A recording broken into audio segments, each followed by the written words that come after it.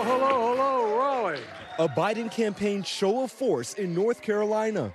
It is good to be back in this beautiful state. The president and vice president on the trail together, working to buck a losing streak for Democratic presidential candidates here.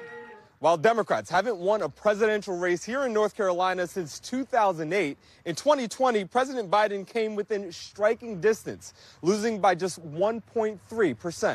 But this year, with state polls showing a tight battle, North Carolina's Democrats hope down-ballot races will drive energy up the party ticket.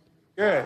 Josh Stein. Nice to meet you. Starting with the race for governor, where Democratic Attorney General Josh Stein is facing the outspoken Lieutenant Governor Mark Robinson, who's earned headlines for making controversial and incendiary comments. Now is not the time for this party to have weaklings who are unwilling to stand up and face the horde. Stein campaigning with Biden, but keeping the focus on state issues like Medicaid expansion and public education at his individual stops, in a state where voters have elected a Democrat for governor in 7 of the last 8 cycles. The thing about North Carolina is voters will go one way in federal races and another way in state races. It's just a dynamic. There's a sort of an inherent sense of balance. A balance the Biden campaign is vowing to tilt in 2024, this week unveiling their strategy in the South.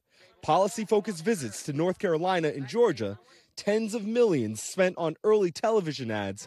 And Joe Biden gets that.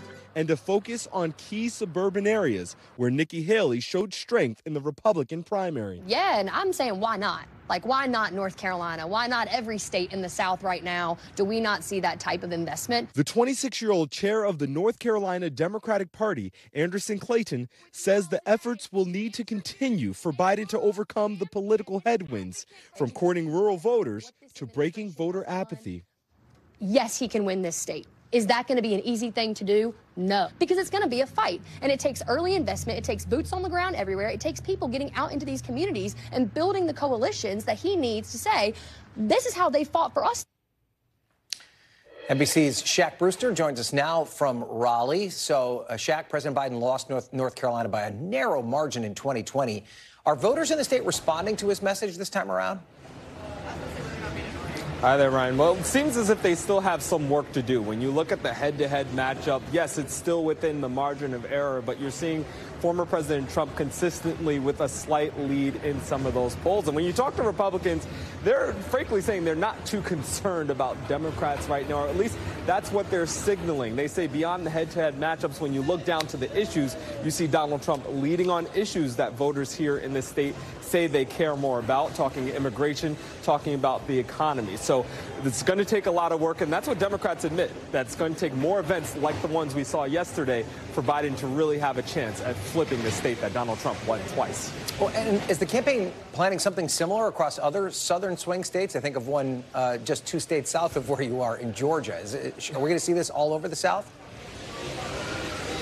Yeah, I mean, in that campaign memo that came out earlier this week, they called these 2 states, North Carolina and Georgia, they called them Southern battlegrounds. So one of the states one of the first states, I should say, that we saw President Biden visit after his State of the Union address was Georgia. He visited it on a Saturday. You saw Vice President Harris also in Georgia just earlier this month. So these are 2 states that they know and expect will be close come November, and they believe, when you talk to Democrats here at a local level, when you listen to what the Biden campaign is saying and also signaling, they believe that it will take a lot of investment, a lot of early investment, and that's a sign of what we saw, again, not just yesterday, but really over the past month or so in the weeks after the State of the Union, Ryan. Thanks for watching. Stay updated about breaking news and top stories on the NBC News app or follow us on social media.